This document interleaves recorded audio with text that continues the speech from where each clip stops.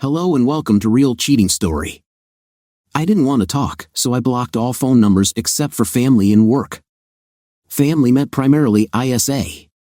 For 3 months, I dealt only with ISA and work. When my phone rang, it jarred me awake, my mind felt thick, and my thinking was slow. I groaned as I pushed the phone off the bed and rolled over, clutching a pillow to my ears. The ringing continued on the floor. What time was it? A digital clock on the table showed 3:13.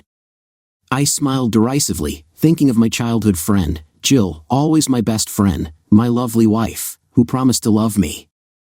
The ringing stopped, and I relaxed, but it started again.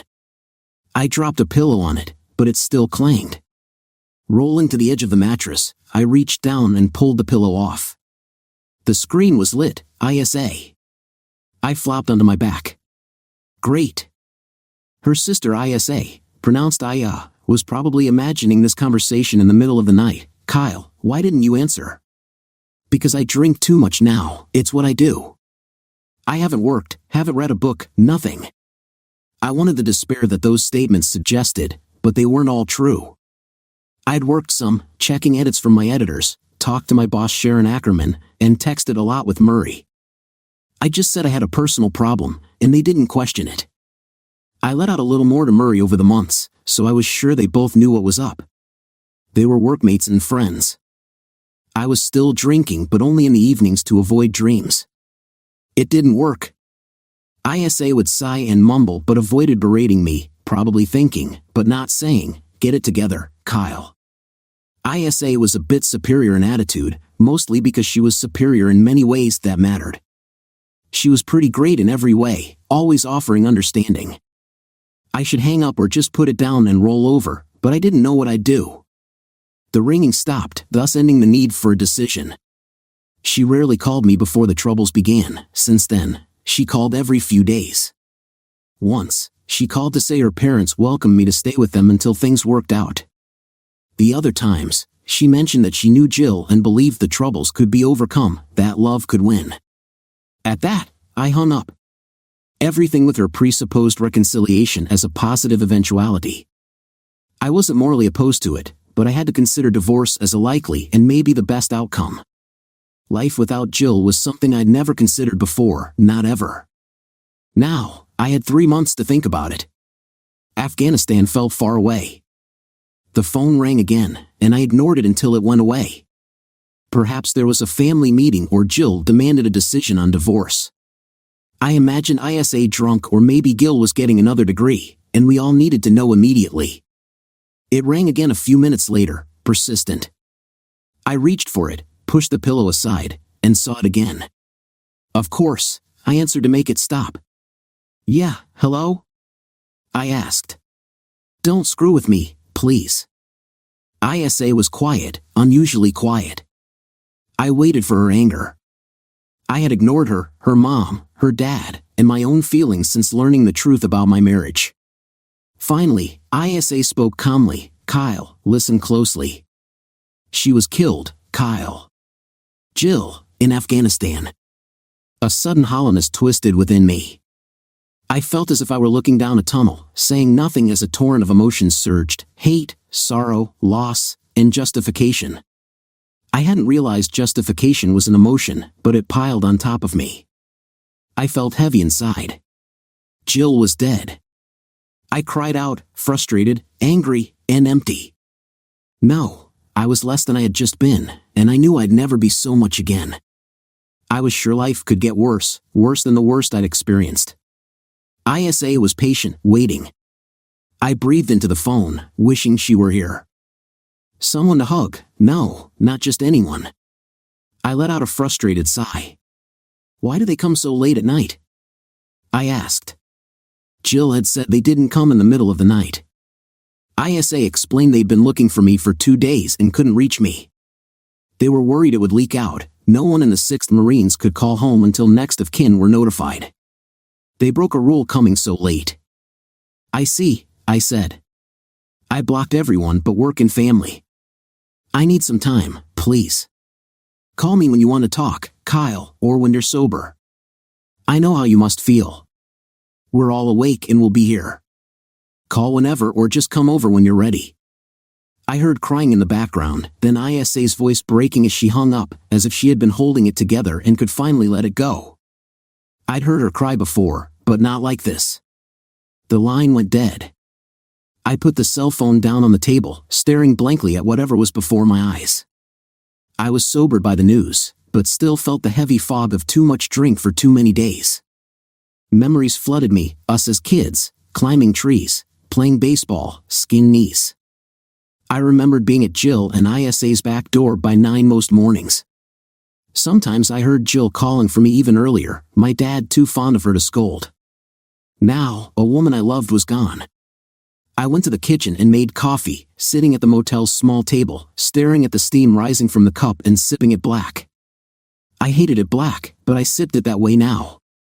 I closed my eyes and saw Jill, running bases, typing, reading at church, studying in the library, hiking, laughing in a restaurant. I remembered her warmth and the connection we had, the fun we shared. The loss felt profound. I had never experienced the death of someone I loved before. Did she die knowing he loved her? Was it acceptable to cry over the loss of a wife who didn't love me back? Now, let's hear the story from ISA Kennison Gilstrap's perspective. Dad and I talked about that night several times. It was the worst night of our lives. 2 Marine officers arrived around 2:30 in the morning. Mom and Dad went to the door together, worried about a late-night visit. Dad said he would open it, and as he unlocked the door, the moment Mom saw them, she fainted. Dad caught her, and it was only a moment before she revived. One Marine helped Dad get her to the couch. "I'm Captain Thomas Sheen, the Casualty Assistance Officer," he began. "This is Lieutenant Mark Smith. I'm sorry, but I must verify your identity. Are you the parents of Major Jill Kennison?" "Yes, Captain," Dad said, holding Mom, who was crying. The captain took a deep breath and continued, "I regret to inform you that Major Jill Kennison, USMC, was killed in action." The words hung heavy in the air. Dad and Mom clung to one another, the silence suffocating. "Sir," the Marine continued after a sympathetic pause, "we have been unable to contact the Major's husband, Kyle Franklin. His cell phone number is out of service, and he hasn't been in his residence aboard Camp Leon." Dad, beginning to function again, said, "I need to call our other daughter. I have to tell her. It was a call I never wanted to remember, so I won't put it here." I was awake, having just spent time with Gil, who was still asleep. I answered the phone on the first ring, scared by the late hour.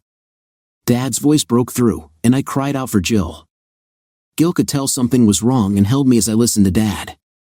"I'll be over soon," I said, surrendering into Gil's embrace. I calmed down in his arms and kissed him before throwing on last night's clothes. My mind flitted from detail to detail. I needed to call Kyle, they couldn't reach him. I had to go to my parents' house. "I'll call him from there," I said. "Marines are here," Dad said, nodding. "I'll keep the girls home. I won't tell them until you're back." He kissed my forehead, and I left. Just a few minutes later, I rushed through the front door of our house and threw myself into Mom and Dad's arms. I noticed the look one Marine gave the other. Men often exchanged looks, especially in times like these, but this one was serious. "Kyle, have you reached him?" Mom asked. Even during these last troubled months, she kept her focus. The captain nodded. "We're not supposed to come so late, but there's been a search in North Carolina with no luck. We didn't want you to find out on the internet." I could see the worry on his face. He felt he'd broken a rule by coming late. Mom and Dad were too devastated to speak, so I chimed in. "I can reach Kyle if he'll answer. I think I know where he's staying." "For now, ma'am," the Marine said, "we're supposed to notify him in person." I shook my head. "He'd rather hear it from me. He won't want us to see him the way he is now." Kyle had been struggling with alcohol. I suspected he'd been drinking again. Looking the captain in the eye, I added, "Kyle's my best friend. I'll make sure he understands." The captain nodded, breaking protocol but acknowledging the situation. I managed to reach Kyle after several tries, while the Marines talked quietly with Mom and Dad in the living room. I heard myself urging Kyle to sober up, which likely raised questions for them, but I hung up and let my tears flow. Mom and Dad joined me, and we all cried together. The captain and lieutenant waited patiently for us to settle down. They shared the details about Jill's death. She had died in an explosion during a grenade attack on her vehicle. They would need to talk to Kyle in a day or so about the funeral and other arrangements. I gave them my number, assuring them I could usually reach Kyle if no one else could. The captain wrote notes, and I made coffee, serving it black to everyone since none of us wanted to leave the room for cream or sugar. We shared stories. Dad remembered a time Jill avoided a tag to score a run while playing baseball with Kyle. Mom recalled how she cried after being stung by bees as a child. As gentle memories filled the room, the Marines eventually stood to leave. "Ladies and sir, we will be in contact soon. You may call me any time," the captain said, handing a card to Dad and two to me. "Please have Mr. Franklin contact me soon." After they left, we sat in silence, still grappling with the reality of Jill's death. About half an hour later, the doorbell rang. I opened the door to find Kyle. I stepped forward and hugged him tightly, feeling the warmth of his arms around me, something we rarely did. Mom and Dad waited in the room while we whispered our disbelief. "I can't believe this," he said. "I know," I replied, squeezing him tighter. "It will never be the same." We finally walked into the room where Mom hugged Kyle, whispering her comfort, followed by Dad, who offered a more brief embrace and handshake. "We should sit," Mom said. "The Marines left a while ago." "I'll get some coffee," Kyle said. He returned with his cup and settled next to Mom on the couch. Dad mentioned that we had been sharing stories about Jill, and the room grew quiet for a moment, with Mom softly crying. I decided to tell the story of the day Jill announced she wanted to join the Marines. I recalled how she had asked Dad to sit at the table with her, wanting to make her case.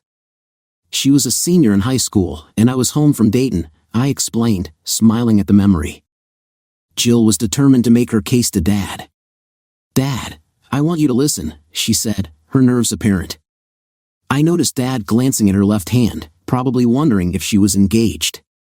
I smiled. That wouldn't have surprised us. "Okay, shoot," he said. "I want to join the Marines." She had never voiced this to Mom or Dad, but every kid in the neighborhood had known for years. "You want what?" Dad asked, surprised. It wasn't really a question. Kyle and Jill rarely discussed their dreams with adults, but she was open with her peers. We'd talked before about how the women Marines' dress uniforms were a bit dorky, yet she brought up the Marines frequently in high school. "I want to join ROTC, she said. "I think I can get a scholarship. My scores are high." "You were in the Marines, and so was Grandpa. Why can't a woman want to be in the Marines?" The term woman felt a bit strange coming from a high school senior. Dad exhaled, clearly leaping to the conclusion that she meant college and enlisting. He was obviously relieved to hear the words scholarship and ROTC. He took his time responding, as he often did. "What about Kyle? You must be serious. What does he think?" "We're serious. We've talked about getting married, and we'll get engaged when I'm in college." "No, I mean, how will your being in the service affect him?" Dad didn't know much about Kyle's hopes. He was studying English composition and American history, but he rarely discussed his career aspirations. Kyle was gaining recognition from his teachers at Miami, winning writing contests, but he didn't boast about it. That was Jill's territory. "He's willing to go where I'm stationed. He thinks we may have to be apart some, but that goes for any military family. He's a good guy," she said. "He expects to work from home in publishing, that's what he hopes, anyway." I thought she sounded positive and capable. She told me she had scripted everything out ahead of time, classic Jill. Dad looked thoughtful. "You love Kyle, don't you?" It seemed odd to ask, everyone knew they belonged together. "Yes, I love Kyle, but I want to do this too. No one will come between us. Kyle is part of me. If he's unhappy, then we'll decide what to do together, even if it means I leave the Marines. He thinks being a civilian will make our relationship easier. He's flexible."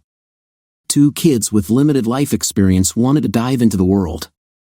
I almost laughed. Jill was meticulous and dedicated to everything she undertook. I had no doubt she would find success. Dad considered for a moment. He has to come first, you know? You both need to decide together what's best for your marriage and family. Jill nodded. I know. I have to be reasonable about the family, just as he's being reasonable about the Marines. We've talked about it, and we think we can work it all out. You know how positive Kyle is. Dad acknowledged this, looking at me. Has she been thinking about this for a long time?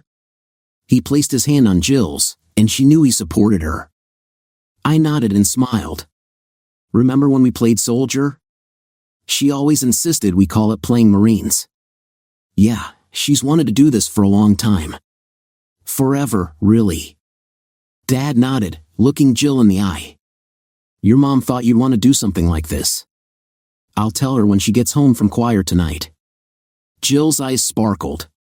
Dad, I'm so grateful, she said, leaning over the table to hug him. We sat quietly for a moment, remembering that difficult morning. Kyle recalled their adventures together, climbing Mount Fuji when he visited her in Okinawa, flying to Tokyo for a few days, and enduring a cockroach infestation at Camp Lejeune, where they were afraid to turn on the lights. He spoke about swimming in a creek in North Carolina's Uhuru National Forest and his promotion to chief editor at his company. Each memory was bittersweet, a reminder of a part of Jill's life we didn't fully know, now shadowed by loss. Marge, the regimental commander's wife, had sent me an updated list of the officers' families. There shouldn't be any more officer transfers by early April, Dwight insisted. I had their addresses and contact information, ready to reach out to the battalion commanders' spouses. I was surprised to hear there was a woman in the regiment. She's in accounting, just made major a year early, I believe. Jill Kennison, Dwight said, abruptly cutting off the conversation. She didn't take his last name. I looked at the list. Kyle Franklin? I hadn't known Dwight had a woman Marine assigned, especially one with a higher rank. Her specialty wasn't combat arms, but she had been working with him in logistics for some time. I'll organize something. Just give me a date, and I'll reach out to the battalion officers' wives to see how they can help, I offered. I enjoyed seeing the families come together, even though I had decided against having children myself. Dwight smiled. You'll be the one they look to now. I know it's not an official role, but it's appreciated. I don't mind. It makes things a little more bearable. It's easy to feel alone, I said. Dwight mentioned the upcoming meeting with his battalion commanders. They're nervous about the deployment. Henry from 3rd Battalion can't sleep since his wife left him. I remembered meeting Lily Henry briefly. She had taken the kids back to Pennsylvania, but I didn't know the details. It's a lot of stress being a Marine officer's spouse, I acknowledged. I decided I'd call Major Kennison's husband to get a sense of what his life was like. I think I will, I said, considering how different it might be for a husband during deployment. Go ahead, Dwight encouraged. As we finished dinner, Dwight pressed his uniform for the next day. I went upstairs to find something nice to wear, hoping to impress him. When I returned, he seemed distant. I'm here if you want me, I said, aware that he had been less enthusiastic lately. Typically, as his unit ramped up for deployment, he would want to be intimate every day, sometimes even twice. We shared a laugh about it, recalling how before his last deployment, I'd often find ways to surprise him. You look great, he said, but he seemed distracted. Tomorrow night, I promise. You know, Tuesdays can feel so long, he said. I tried not to be disappointed, but I missed him. Isa Gilstrap, sister of Major Jill Kennison, narrated the moment. They weren't divorced, there had just been no time. Pal discovered Jill's infidelity a week before her deployment. He was my friend, my brother-in-law, my buddy. I would have loved him even if Jill hadn't come along. They were that couple everyone thought belonged together. If ever two were destined, it was they. An affair was not just unlikely, it felt impossible. But Kyle was struggling. I saw the light fade from his eyes as he sank into a deep sadness, much like the end of the second Terminator movie, where the Terminator descends into molten metal. That was Kyle at our kitchen table that evening. His descent wasn't self-sacrifice, but rather a martyrdom to commitment. He never imagined she would hurt him like that, none of us did. I didn't know such pain existed, and I wasn't even the one most affected. When Jill and Kyle flew into town for a pre-deployment leave, Mom, Dad, and I met them on the porch as they carried their bags from the rental car. Gil was on the phone and would meet them inside. "Mom, Dad!" Jill exclaimed, rushing to hug each of them, then turning to me. "ISA, you're so thin," she said, looking me over. "I have kids and work hard to stay slim," Kyle added, flashing his charming smile. "It's so good to be home." He hugged Mom and shook Dad's hand like it was the most natural thing, as it had always been. Kyle had called our parents Mom and Dad since 4th grade, and it was never a joke or a competition. We hardly noticed when he hugged me finally, stirring feelings I had never admitted to anyone, not even to Gil. We went inside, and over the next 2 hours, around 20 old friends stopped by to talk, laugh, and reminisce. There were new babies to see, stories to share, and old friends to commiserate with. We avoided the topic of war. No one wanted to think of Jill in danger. Some conversations were lighthearted, others reflected on how it was easier to reach Jill to relay messages to Kyle than to call him directly. Kyle just smiled. I didn't think he liked cell phones much. About 2 hours later, the terrible revelation came. The guests had departed, the food was put away, and the dishes were either in the dishwasher or the sink. Gil left to round up our girls from a friend's house. We were sitting around the table, Dad and Kyle drinking Bud Seltzer, while Mom and I had water. Mom and Dad were on one side, and Jill, Kyle, and I on the other. When Jill excused herself to the bathroom, Kyle mentioned a new opportunity he had with a publishing house and said he would talk to Jill about it soon. Then her phone rang, right in front of Kyle, displaying the name and rank of the regimental commander. Kyle casually pushed a button while finishing his sentence to Mom and Dad, and then a text popped up, "Missing you already. Can't forget Tuesday evening. Hope you're not sore. Come back early and I'll make it worth your while." Kyle smiled initially, but then his expression shifted. The message was jarringly suggestive, and he quickly became serious. I read it from beside him and gasped. "It might have been an accident," he muttered, "just for me to hear." "Looks like enough for a search warrant," he added, his voice tense. I could sense his struggle, whether to respect her privacy or seek the truth that we both suspected and feared. After a moment of silence, he looked me in the eyes and said, "I have to know." There was a calm determination in his voice. Mom and Dad must have been puzzled by our sudden private conversation. They couldn't see the screen from across the table. Kyle paged through Jill's messages and found several suggestive texts from Colonel Dwight Deo. I put my hand on his arm, but I couldn't speak. It felt like a betrayal of everything I valued about my sister. Kyle switched to the sent messages and saw that Jill had suggested intimate encounters and expressed longing in a way that felt wholly out of character for her. I squeezed his arm tightly, feeling tears escape my eyes. Just then, Jill returned, and Kyle was still reading a message that day where she hoped they would be able to meet in the war zone. Seeing my hands around Kyle's arm and the tears on my face, Jill sensed the change in atmosphere. "Ah, here it is," Kyle said, finding the off button and silencing the phone. He stood up and handed it to her, saying, "Colonel Deo texted, asking if you might return early." He looked at Jill with a calm demeanor, though the tension in the room was palpable. Kyle turned to Mom and Dad, speaking formally, thanking them for the wonderful homecoming. His tone was serious, and I noticed he didn't allow anyone else to speak. "I'm afraid I can't stay here now, ISA, he said, looking at me. I could see the struggle in his eyes, a plea for understanding. I nodded slightly, realizing our lives would never be the same. He glanced at Jill one last time, and I saw sadness in his eyes and confusion in hers. He reached out and gently touched her cheek, but then he dropped his hand and left. Without hesitation, he grabbed 2 of their bags and walked out the door, his exit swift and resolute. I looked at my sister, who seemed both mystified and angry. In that moment, I felt a surge of resentment. She had been his first priority for so long, and now it was clear that the feeling wasn't mutual. "He read your texts to your colonel," I said, looking at Mom and Dad. "She's having an affair." Mom jumped up in disbelief, her chair crashing to the floor as her hands flew to her face in shock. Jill cried out and tried to get around the table, but Mom's chair blocked her way to the door, and Kyle's chair blocked the other. By the time Jill made it into the living room and opened the door, Kyle was already backing out of the driveway. "Kyle! Kyle," she called, recalling how she used to call his name at the back door early on so many mornings. This time, he didn't respond. Her voice held a lament as she realized he was leaving, and the sound of her crying was heart-wrenching. She watched the rental car turn down the street and disappear around the bend, her calls growing more desperate as hope faded.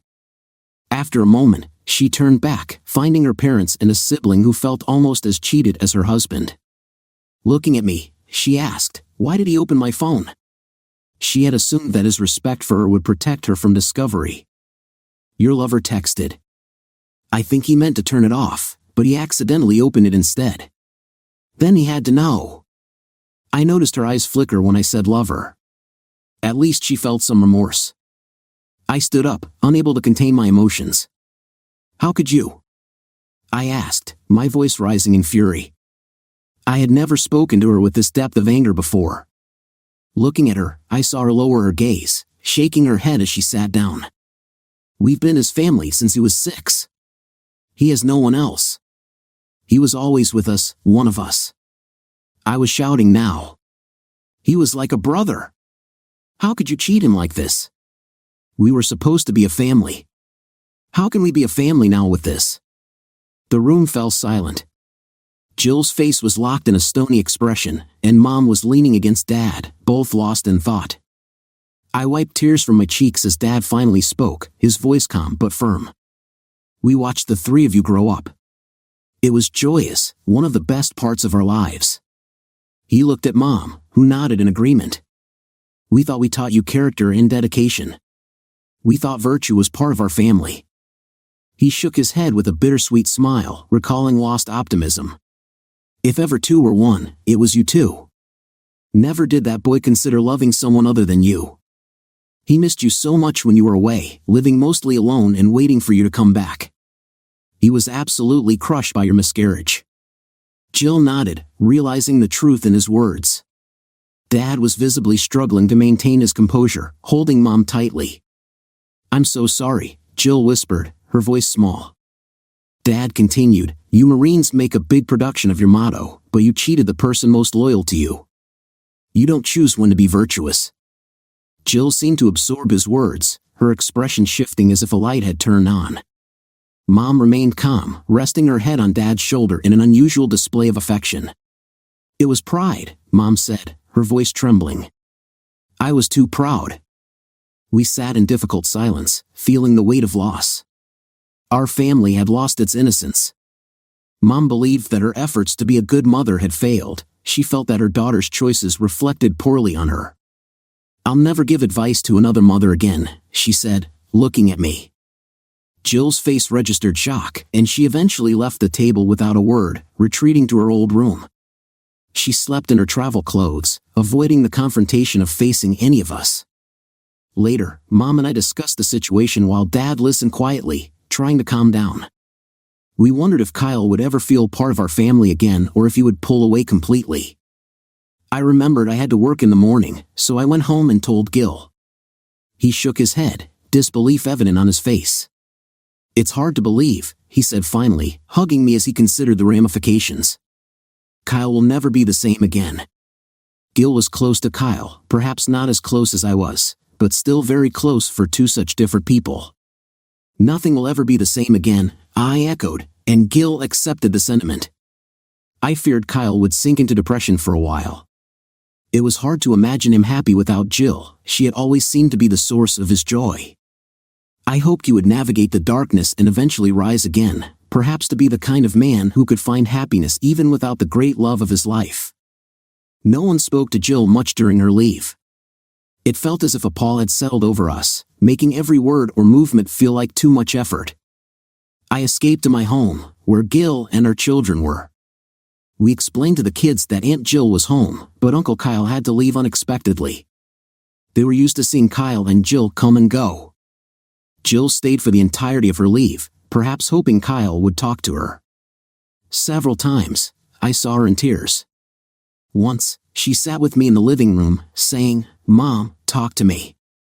I asked her how that went, and she looked at me, her eyes filled with emotion. How could anyone not love Kyle enough to be faithful to him? I was at a loss for words. I don't know, I finally replied. Mom entered, sensing the tension. Oh, Jill, you're still protecting your affair, she said gently, but Jill got up and left the room, shaking her head, as if in denial. I didn't say anything, feeling a mix of confusion and frustration. Mom often applied her wisdom to our family dynamics, using her intelligence to navigate love and selflessness. I could see Jill was starting to grasp that. Jill tried to call Kyle almost every day. He answered, but wouldn't say much. During her last attempt, I was with her in the kitchen.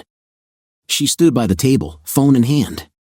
Come home, Kyle, she pleaded. I need to explain. She listened intently, but after a moment, shrugged her shoulders. I'm so sorry, Kyle. So sorry, she said before hanging up. I didn't speak immediately, watching her lower the phone to the table, her shoulders slumping. She sat down, burying her face in her hands. I don't know what to do, she murmured. Dad entered, sitting heavily at the table. He looked older than before. Jill looked to him for guidance. I don't know what to do. I've wrecked the most important relationship of my life, she admitted. Dad shook his head, taking a thoughtful pause. Really? You don't know what to do? Your mother has been here for you every day of your life, and you can't think of what to do now. You've made a big mistake. He fixed his gaze on her. You know exactly what to do if you're strong enough. Do what a good woman would do after damaging the love of her life. Do what's right. Do you all hate me? Jill asked, her voice trembling. Dad didn't hesitate. No. Haven't you figured out how love works? You had all of us, Kyle. Your life isn't over, and hopefully his isn't either. I doubt you can make this up to him, but living well from now on might give you the best chance at happiness. I reflected on how Jill was in Afghanistan about 3 months later when she died. I wondered if she had been with Colonel Deo during those months, if their affair continued in secret, or if he was just another part of her life there. From what I gathered, Jill worked in a forward operating base, handling logistics rather than engaging in combat directly. She faced dangers like rocket-propelled grenades and ambushes. I assumed the colonel was stationed there too. Did they keep their affair going under the radar? Were other officers aware, turning a blind eye, perhaps even feeling envy over the colonel's connection with her? I recalled my brief encounter with Deo before her deployment. It started with a phone call from his wife. Hello, Kyle Franklin, a woman's voice said. This is Marge Deo, Colonel Deo's wife. Your wife, Jill, works in his headquarters. Yes, Mrs. Deo. Actually, you're the only husband of a woman in the regiment, Marge Deo said when she called. We had a lengthy conversation, and I got the impression she was genuinely invested in her husband's success. I assured her I'd be staying on base for most of the deployment, with just a couple of commitments, but I'd be accessible by email or phone. I hope you'll come to the officers' family gathering later this month, she said. It'll be a chance to meet Ike and some of the men your wife works with. It's the week before pre-deployment leave. I wouldn't miss it, I replied. The gathering was informal, with officers and their families coming together beneath a pavilion on a warm Saturday afternoon in April. Kids were playing on the playground, and hot dogs and drinks were plentiful, while most Marines were dressed in their desert camis. Jill and I wandered around, meeting some of her colleagues until we came to Mrs. Deo. Mrs. Deo, I'm Jill Kennison. I work in your husband's headquarters, Jill introduced herself. They shook hands, and Marge smiled warmly. Call me Marge. It's so good to finally meet you. As the colonel looked over, he stared at me for a moment before extending his hand. Mr. Franklin, he said, gripping my hand firmly. Good to meet you. I'm glad to have Major Kennison in the regiment. She runs her group like a top, she's been a great addition. His expression shifted, as if assessing me without much enthusiasm. He was significantly taller than I was, and I felt a bit out of place. Thanks, she's great, I managed to say, and Jill playfully punched me in the arm. Marge continued, you can always call me if you have questions, Kyle. I'll send you a list of numbers as the deployment progresses. Are you planning any family gatherings during the deployment? I missed one back in February, I asked. Oh, you're going to school? She replied. I teach occasionally at writing workshops. I was at Wake Forest that week, I explained. That's great, Jill chimed in. Kyle's an editor, he works for various book publishers. I noticed the colonel glanced at me differently, as if considering my role in this world. Yes, as for gatherings, just informal ones. I'll keep you posted, Marge said, turning to greet another couple. The colonel said, I need to speak with you after this, Major. Better yet, I'll just text you. Yes, sir, Jill replied. As others awaited the colonel's attention, we made our polite exit. What did you think? Jill asked. I think he crushed my hand, I said, flexing it. She laughed. Yeah, he's famous for that. The enlisted men call him Iron Ike. He can come off as arrogant, but you have to respect a commander who knows what he's doing. I nodded, and we chatted with some company commanders and their families, who were closer to our age. The gathering was pleasant, filled with kids running around, but during my 3-month withdrawal from society, I often found myself reflecting on that picnic, wondering if there had been any signs of Jill and Deo's affair. Did anyone roll their eyes at me? Did they know what was happening behind the scenes? I received 4 emails from Jill during her deployment. They were carefully worded, knowing a censor might intercept them. The first was a detailed account of her affair, names omitted, and it gave me a jolt when I read it. It mentioned that the affair started shortly after she met Deo. Suddenly, the whole situation felt even more sinister as I considered the implications. The letter concluded with her stating that she no longer spoke to the colonel except for work-related matters. I told him our affair was over, she wrote. I didn't explain why, but I expect him to leave it alone. He doesn't know you discovered it, nor that we're separated. I'm doing my best to confront what I did and face this war. I want to hold my head high around my parents again, maybe someday. The second email was an apology and a plea for me to consider saving our marriage. Jill expressed her feelings for me, her regrets, and her realization that her relationship with Deo was purely physical. She reassured me that he had no intention of leaving his wife and that she didn't want to risk our marriage either. Perhaps the environment of the Marines had influenced her behavior, as it did with others. The third and fourth emails were brief. Jill shared updates about her job and the dangers she faced, ending each with affirmations of love for me and hope that our relationship could still be salvaged. The final letter conveyed her doubt about whether we could ever regain the closeness we once had, acknowledging it was her fault but still believing we could find something meaningful together. As I read her messages, I felt a mix of anger toward her, him, the Marines, and the war. The idea of loving Jill again seemed unappealing. I couldn't shake the thought of her with other Marines. How had she managed to remain faithful during her time away? When we were together, we had used a diaphragm for birth control. When she became pregnant, I had assumed it was simply bad luck. At a restaurant, she told me she was feeling emotional, and I attributed her tears to the surprise of pregnancy. She was pleased about it but expressed regret about missing her deployment, which I assumed was due to hormones affecting her mood. Over the next few days, she continued to cry for seemingly no reason. At 8 weeks, she informed her colonel about her pregnancy and began planning to leave her position, knowing majors weren't deployed to combat zones.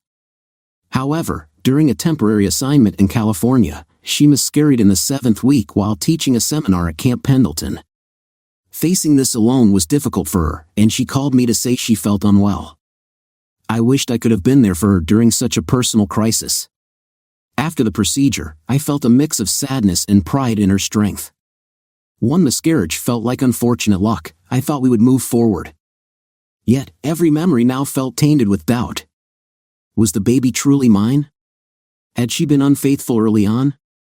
I couldn't recall when she first mentioned her affair, and the details in her memoir didn't clarify the timeline. I counted back the weeks, questioning everything about her pregnancy. I thought of her with Deo and knew I would always feel inferior in her mind with the news of her death. That morning over coffee and reminiscences, I drifted into melancholy. The Kennison family went back to bed, and ISA went home to tell her daughters that Aunt Jill was gone. I stayed on the couch, waiting for sleep that wouldn't come. Disconnected memories surfaced unbidden.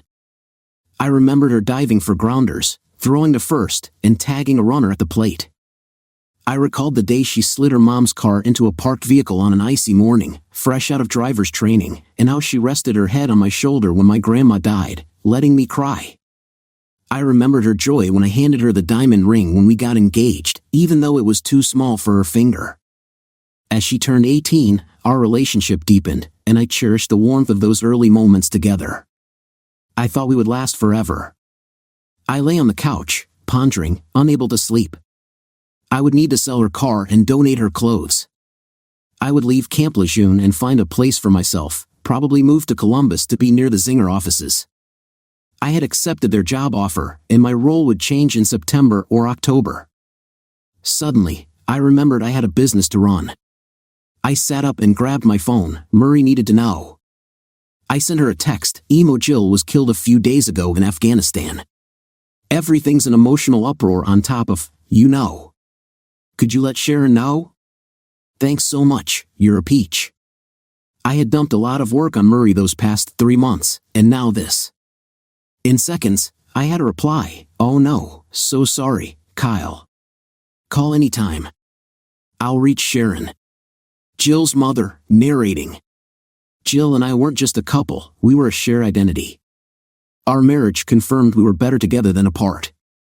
Now, with Jill gone, that connection was shattered. Kay arrived around 6:30 that morning. He knocked on the door, and ISA jumped up to let him in. He could have walked in since the door was unlocked, but after learning of her affair, he changed it. It broke my heart to see him there. There would be no reconciliation, no forgiveness. ISA and Kay hugged for a long time at the door, whispering to each other. Dan and I let them have their moment. Kay looked so sad, clean-shaven but with dark circles under his eyes. His clothes were rumpled but clean. They finally walked into the living room, ISA's hand in his. I hugged him for a long time. Dan came over and placed his hand on Kay's shoulder. Kay cried mostly silent tears. She loved you, Kyle. I have no doubt. No matter the mistakes she made, she died loving you. He just nodded, pouring himself coffee and joining us on the couch. Dan and I held hands, staring for a while, wishing it weren't so. ISA sat in a chair, sipping her coffee. We shared stories and remembered Jill, reflecting on the kids growing up. I think Jill would have loved running with us as children. Kay smiled at the thought, and ISA laughed at the idea of the little round guy always tagging along in our games. Jill was fun, she broke stereotypes. She enjoyed everything social but wasn't particularly athletic. He claimed he was always a year or so ahead of his peers in school, which left him feeling excluded. I was always tagged first in every game, but when it came to women, he was initially doubtful and then grateful for ISA, who had actually asked him out for their first date. He probably thought he had no chance with her before that. I remembered a moment in the kitchen before their engagement when Gil had asked her, "What do you see in me?" He sounded incredulous, and it broke my heart to hear his vulnerability. ISA stood up, wrapping her arms around him, saying, "It's no mystery, you're the smartest, kindest man I've ever known." Gil stared at her, realizing she meant it, and they shared a long, heartfelt kiss right in front of Dan and me. "Yeah," I said, letting that memory linger. "You had every kid in town cutting through our yards. Why not Gil, too?" Kyle looked over, and I could see he was reflecting.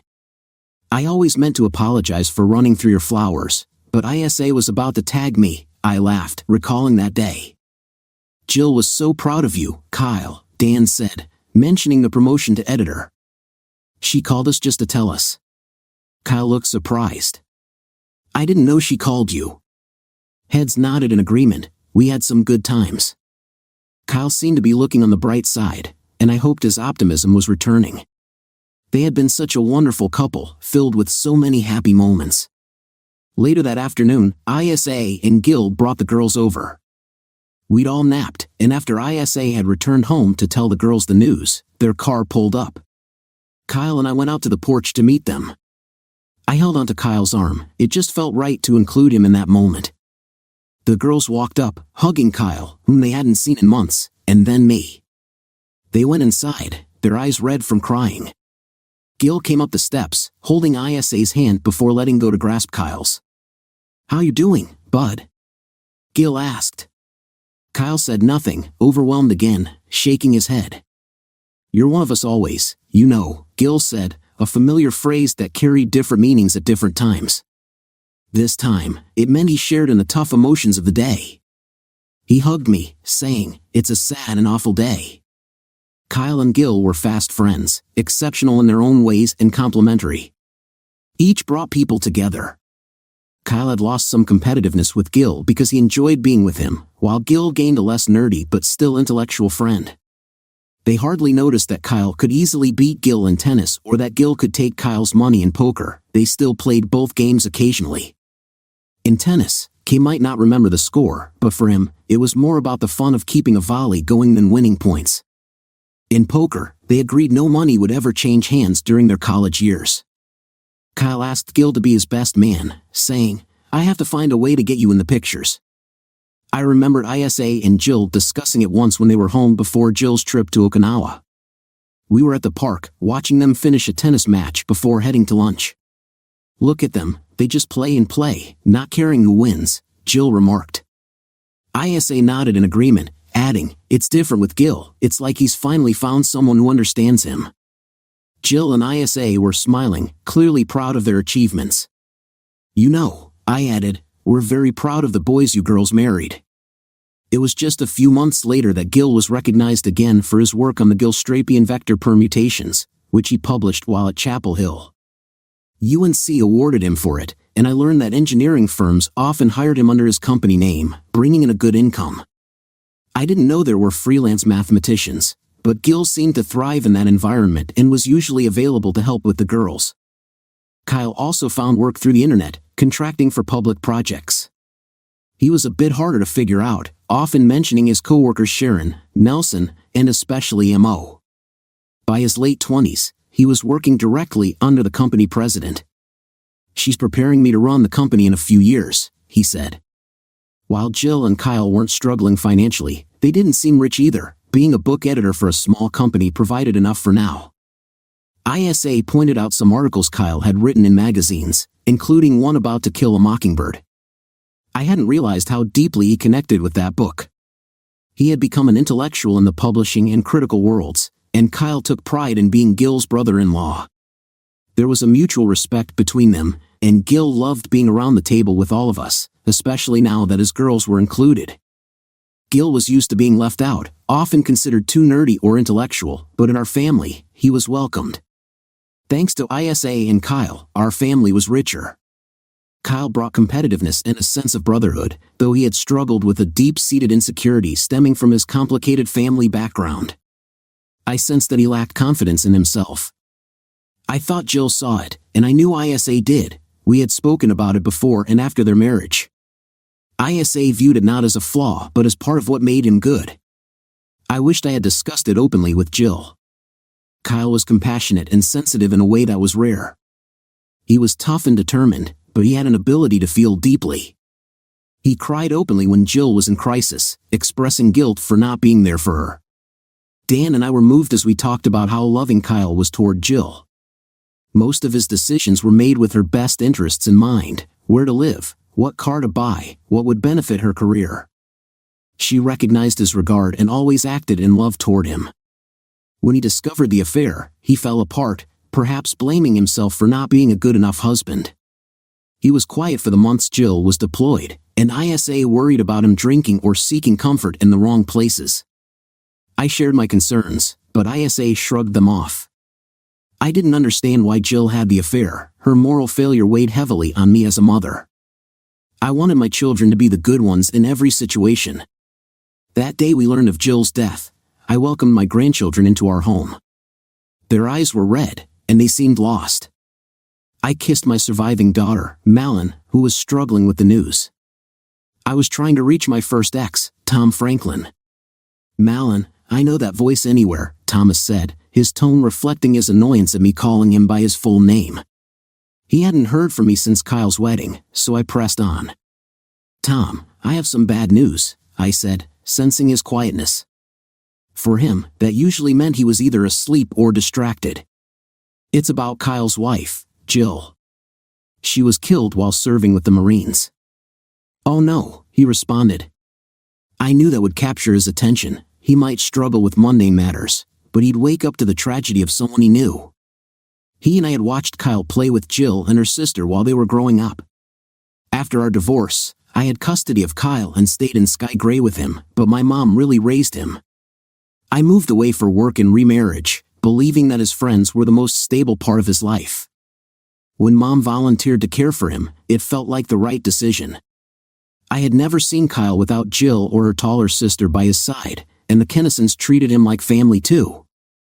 How's Kyle handling it? Tom asked, a more appropriate question than he might have come up with on his own. He was calm on the phone. She and he were separated, but I don't know the details. He'll get back to us when he knows more, probably in a few days. I always liked Jill, he said, recalling a moment from their past. Remember when she saw me that one time, not in my boxers? He chuckled sadly, thinking back to that morning in the kitchen. There was a catch in his voice as he mentioned her, a moment of vulnerability that reminded me why I valued our friendship. Why didn't he call me himself? Tom asked once he regained his composure. His number for you is old. I got this one from your girlfriend, the one you brought to the wedding. Bri Lynn, right? Yes, I remember her. There was a pause as Tom reflected. I remember Jill waking me up, calling his name so many mornings. She was a good kid. He hesitated. We didn't have much of a marriage, he started, but then trailed off. Yeah, but Kyle came out of it well, and Jill was a sweet girl. I'll give him your number. Do you have a pin? I had only experienced one death before, during my sophomore year in college. Grandma? I called out as I came home from Miami that Friday. Grandma always knew when I was coming and would have cookies and milk or coffee ready. She made it a point to be there, and we would talk at the kitchen table about school, Jill, or family. That day, I noticed something was off when she didn't answer. Grandma? It was unusual for her to be quiet. She was one of those older ladies who ruled her home. I found her sprawled on the kitchen floor. Grandma, come on. I called out, knowing she couldn't hear. I wasn't panicking. Deep down, I knew it was too late. Her eyes were open, but there was no movement, no breath. I knelt beside her. She was cold to the touch. I kissed her forehead, but it felt too cold. Oh, Grandma, I said softly, sitting beside her with my hand on her hair. It took a moment for me to gather myself. I called Mom, and once she understood the situation, she guided me on what to do. I called 911, telling the operator that Grandma was gone. She instructed me to stay on the line until help arrived. I opened the front door, letting the cold air in, and returned to Grandma, stroking her hair gently. It was only a few minutes before I heard the sirens. Police, someone called. I let them in, and an officer found us, her expression softening when she saw Grandma. I found her like this, I said, kissing Grandma's forehead one last time before stepping back. I called Jill, who was walking home from high school. Her parents arrived just as I hung up, having seen the police car. The paramedics came next, and soon Jill joined us on the front porch, where we sat in the winter sun. Words were unnecessary. I cried with Jill's head on my shoulder. Grandma had left me her savings, her house, and her rarely used car. I wasn't wealthy, but suddenly I could pay off student loans and afford graduate school. I would have given it all away to have Grandma back. She had raised me more than my mom had. Since Jill was 2 years younger and I didn't have a pressing job prospect as I finished my bachelor's in English, I enrolled in a master's program at a unique graduate school in Cincinnati. I completed the program in 18 months, taking advantage of Jill's summer Marine training to focus on my studies. 5 months before she graduated, I had a master's degree in literature.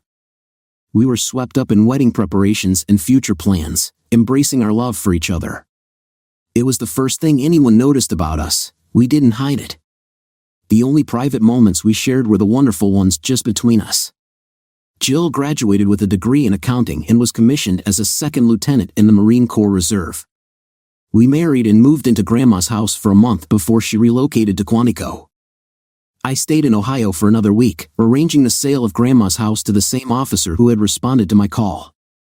Eventually, I joined Jill in Dumfries, Virginia.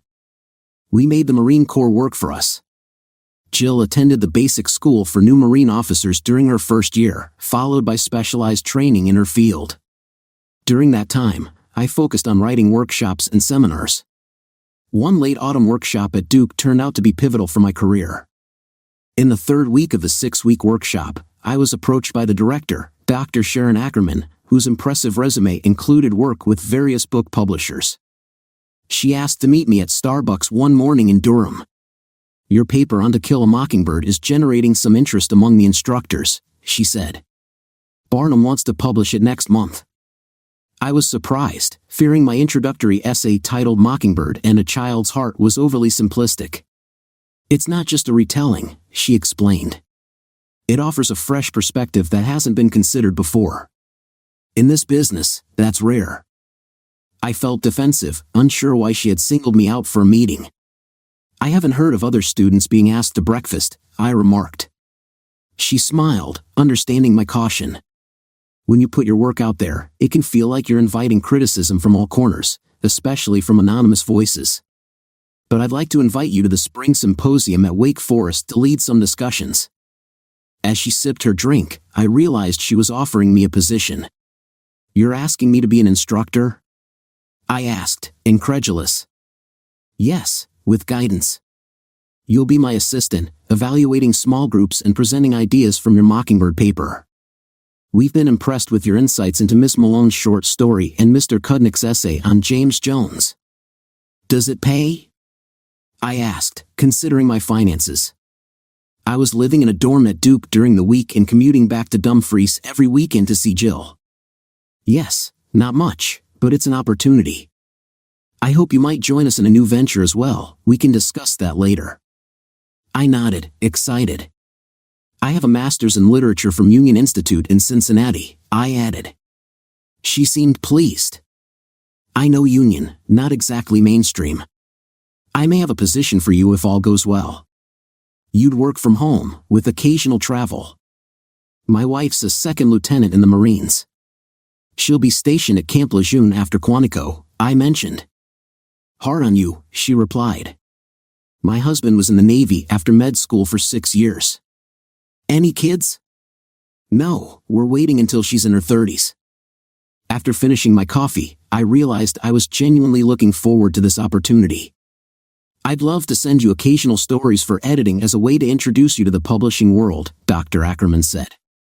Barnum published my essay under a different title that December, generating a mix of approval and disagreement. Dr. Ackerman later informed me that it was a success, and some of her students were debating it. One even went so far as to call me a fatuous nobody. I assured her that wasn't the kind of criticism we encouraged. "Thanks for defending me," I replied, amused by the comment.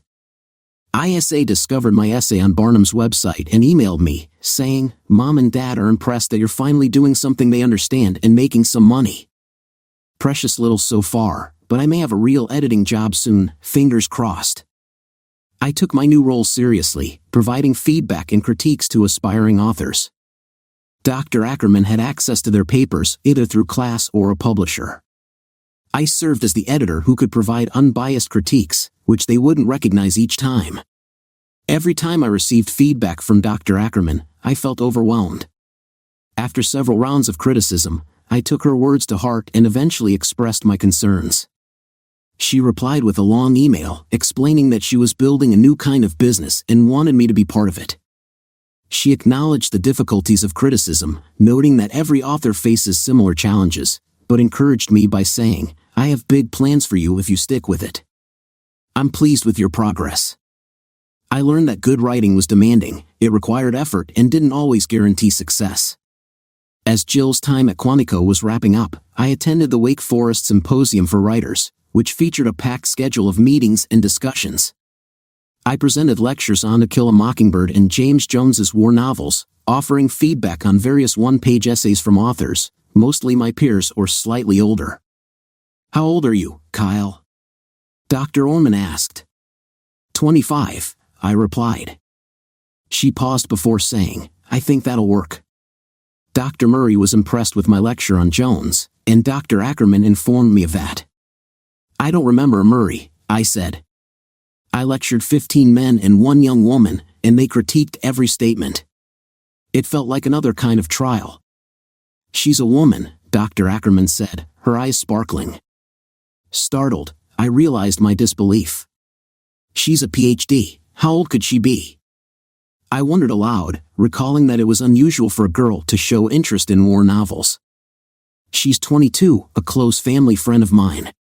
"Brilliant," Dr. Ackerman replied. "The only thing holding her back is that she needs more time to read more literature. She graduated 2 months ago from UNCC." Surprised, I replied, "She seems so young." Dr. Ackerman laughed.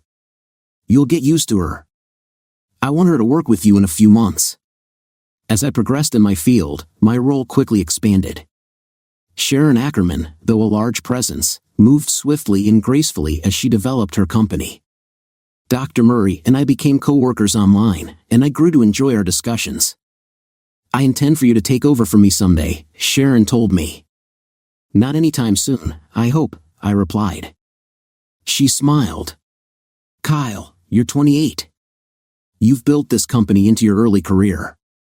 We now have 9 other editors. Professional Publications Underwriters is thriving, but my health isn't improving, and my husband insists I slow down. I'd like you to take over most of my supervisory duties in the next 2 years. You'll manage senior editors, which will reduce the number of authors you edit directly, but you'll ensure the company stays on track." "What about Emo and Nelson?" I asked. "Nelson is too set in his ways. He tends to avoid difficult conversations with authors, letting them linger without accepting necessary changes. Emo isn't ready yet. She's 25 but still has a youthful appearance, and she doesn't yet have the experience needed to navigate certain social situations." Sharon had asked me to select her for this reason. It was easy to underestimate Emo because of her age, yet she possessed a talent that few others do. Her writing was not just impressive, I believed she had the potential to write a great novel someday. We talked weekly by phone and texted often as we discussed manuscripts and editing. Some days, we even met in chat to share insights. "Emo is special," I said.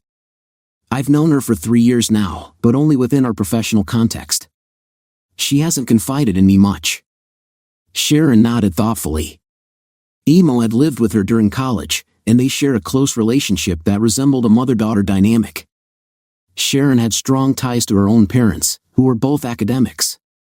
"Remember how I had you handle the Smith situation?" she asked. I recalled it well. Just 2 months earlier, Barb Smith had submitted a fairly good novel about the Civil War. Sharon had assigned it to one of our female editors, Nancy Willensong. Nancy, in her late 30s, was attractive and married with 3 children. Unfortunately, Barb and Nancy became involved in a secret relationship, leading to legal issues when Nancy's husband discovered them. I was tasked with managing the fallout and ultimately fired Nancy for breaching her confidentiality agreement. We canceled Barb's contract, and since the meetings were consensual, the lawsuit was dropped. We changed our policy after that, forbidding personal chats with clients and requiring approval for any physical interactions, Sharon explained. "Our anonymity protects us." The only time I met Barb Smith was at Zinger Publishing when I visited to explain the termination. I wasn't sure if her book had been published after that incident. "Sometimes you have to be firm," Sharon said. "Emo is still learning when to take a stand. She's the first to acknowledge that her youth and appearance might not always work in her favor." "I hate to see you cutting back, Sharon," I said, "but I look forward to the job. Will I have acquisition authority? I'd like to choose which projects to work on." "Yes, absolutely. That's why I've been sending you so many manuscripts to assign to editors. You've made great decisions each time, and now you'll get paid for it. But remember, I still own the company, so don't mess it up." She smiled, though I sensed a seriousness behind her words. "I've been preparing you for this," she continued. "You know all but the last 2 editors I hired, and you'll meet them at the next company meeting. Everyone we work with knows you and supports your promotion as my successor." I was slightly surprised that she had already mentioned me to our associates. I know I'm young for such a position in a growing company, and I appreciate your faith in me, I said. Sharon seemed hesitant. Emo could become your ally. I know you two would make a great team. I nodded, recognizing her wisdom. I had always found Emo insightful, especially when she advised a colleague to revise the climax of his novel into a flashback at the end. He had been struggling to complete his book, and her suggestion proved to be a brilliant move. The book received several nominations, and he was being courted by major publishers. I hoped he'd stay with Zinger and Us, but their contract was only for that one book. Zinger had hired us to edit Kudnick's work. Emo was such a unique talent, we didn't want to overlook her. I mentioned that all the authors enjoyed working with her, although a couple refused to take any advice, which usually resulted in them being transferred to me. Do you think she'd be interested in a troubleshooting role? You know how we're dealing with some difficult authors, I suggested. She's very good at calming them down. I think they're surprised to learn she has a PhD and some authority. Her background might lead them to underestimate her. She has a knack for persuading someone who has spent years on a project to reconsider fundamental aspects of it. I think she might like it, unless it's always a challenging situation, Sharon replied, looking me directly in the eye. It was clear she wanted me to manage some of those tougher cases. What kind of family life does she have? I see her at these workshops a few times a year, but we usually stick to work-related topics. I literally know nothing about her, I admitted. Sharon smiled. You know her parents and I go way back. Her dad teaches music and coaches voice, while her mom is a psychology professor. Given her advanced academic abilities, she's sacrificed much of the typical social experience, no prom, no baseball games. She paused, reflecting. She's been so focused on reading, writing, and her degrees that she hasn't had much opportunity for social growth. It's only with our company that she's begun to come into her own. She really has a talent for working with people. Sharon continued, Emo spent her adolescence living with my husband and me, going to school with older peers. Her parents mention she hasn't had a boyfriend, and when they ask her, she just says she's too busy with work. No girlfriend either. She has her own apartment, a cat, and a car. She goes to church and has some commitments there. I sensed that Sharon wanted to share more but held back, as if she had something significant to say. Do you mind if I talk to her about her goals and aspirations? She's too talented to be hidden away in an office. Be my guest, Sharon encouraged. We want to keep her. I don't think she wants to move on, at least not yet. I mentioned that while I talked to Emo frequently, she kept our conversations strictly business. Whenever I asked about her family or personal life, she'd shake her head or steer the conversation back to work.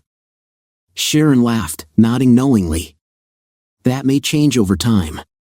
Emo and I talk about more than just work. 2 hours later, after Emo finished with her small group critique, I met her outside the room. Lunch? I'd like to talk, I said. I'd love to, she replied.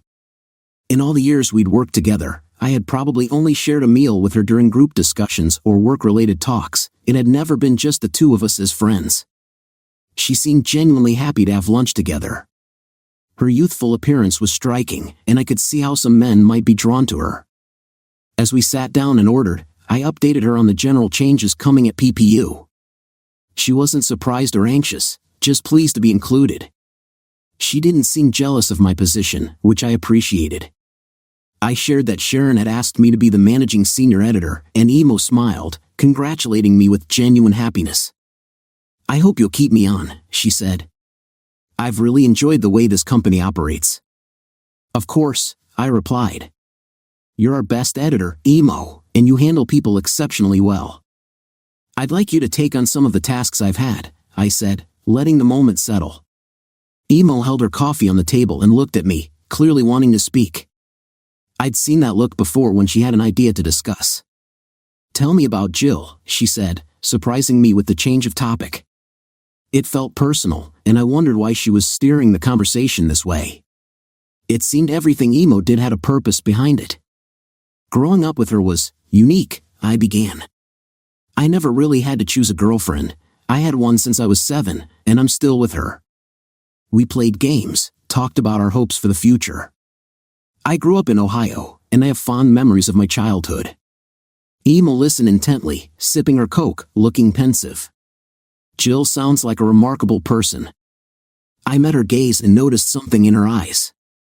What about your life? I asked. Do you have a boyfriend? No, not really, she replied, and I realized there was more behind her words. Her eyes held a depth that suggested she understood more than she let on. Don't be coy, I said. I know you're grown up, even if you look youthful. She smiled, and the atmosphere shifted. You finally understand, don't you? She said softly. I haven't had many boyfriends, I've turned down a few. If someone comes along who measures up, I'll let you know, but you're a tough act to follow. I kept my focus on her, reflecting on our time together. I love my wife, I stated. Jill is in Okinawa for a few more months. Emo's expression softened. I'm not trying to come between you and your wife. I want you to love her. I don't want a man who doesn't love his wife. Why are you telling me this now? I asked. Because others can sense how I feel. I spoke with my mom about you months ago, and she mentioned it to Dr. Ackerman, who guessed my feelings long ago. She smiled at the memory. Will this change things for you? I don't know, I replied. I like that you keep a respectful distance from other men. I discourage advances, she admitted, her laughter brightening the mood. There was this one woman at a conference who tried to make a move on you. I found it amusing. I hope you find someone, Emo, I said. Do you know why I'm so small? She asked suddenly, catching me off guard. I just assumed it was genetic, I said. It is, but it's a condition related to my pituitary gland. I stopped growing at 12. They treated it, and I grew a little more, but I still look quite young. Why share this with me? I asked. Because it's the only secret I have. Dr. Orman knows, my parents know. Anyone who looks at me might suspect something. But I know you love your wife. We fell into silence for a moment. Would it be awkward around her? I finally asked.